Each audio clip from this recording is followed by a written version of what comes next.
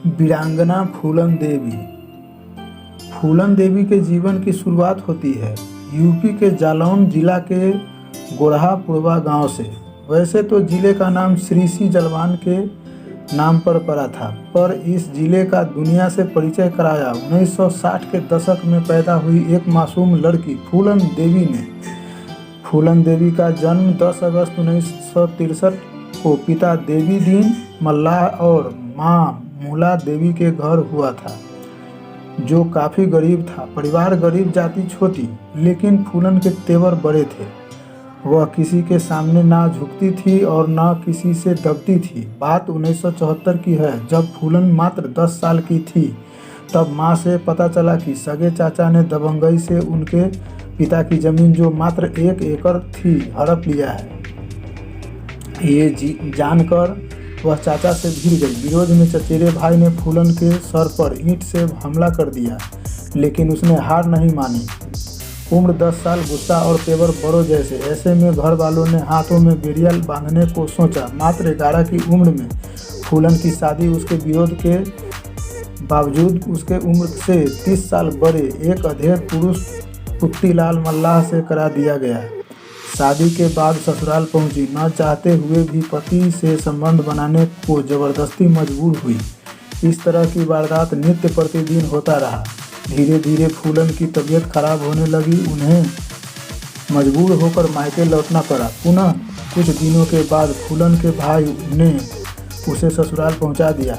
वहां जाने पर पता चला कि पति ने दूसरी शादी कर लिया है। पति और उनकी नई पत्नी दोनों ने मिलकर सरेआम फूलन को बेइज्जत किया तथा धक्के मारकर घर से बाहर निकाल दिया। मजबूर होकर वह मायके लौटी, लेकिन दिल टूट चुका था।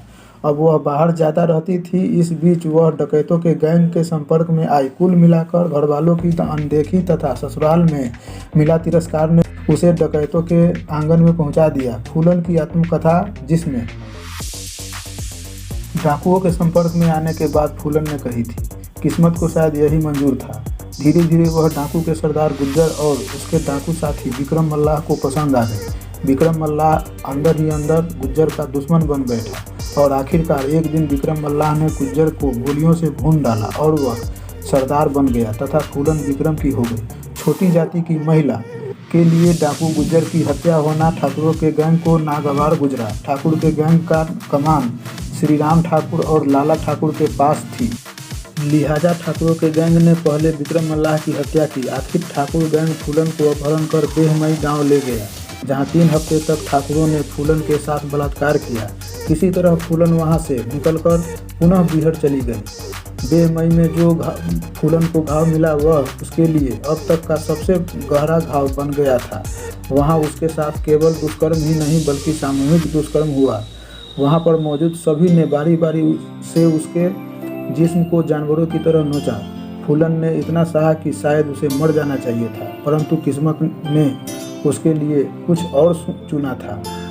अपने साथी मान सिंह मल्लाह की सहायता से अपने पुराने मल्लाह साथियों को इकट्ठा करके गिरोह का पुनः गठन किया और खुद गिरोह का सरदार बन गए। श्री राम और लाला ठाकुर के चुंगल से निकलने के 7 महीने बाद फूलन देवी को वह मौका मिल गया जिसका वह इंतजार कर रही थी। 14 फरवरी 1981 को प्रतिशोध की आग में उबल रही फूलन अपने गिरोह के साथ बेहमई गांव पहुंची। शादी समारोह चल रहा था।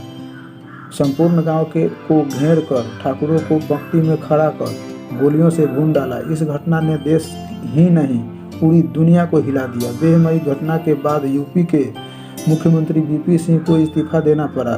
मीडिया ने फूलन को बैंडिट क्वीन नाम दिया। यूपी और मध्य प्रदेश की पुलिस ने ताबड़तोड़ डकैतों के ठिकानों पर छापामारी शुरू किया, पर फूलन को पकड़ना तो दूर, कोई पुलिस उस तक पहुंच भी नहीं पाई।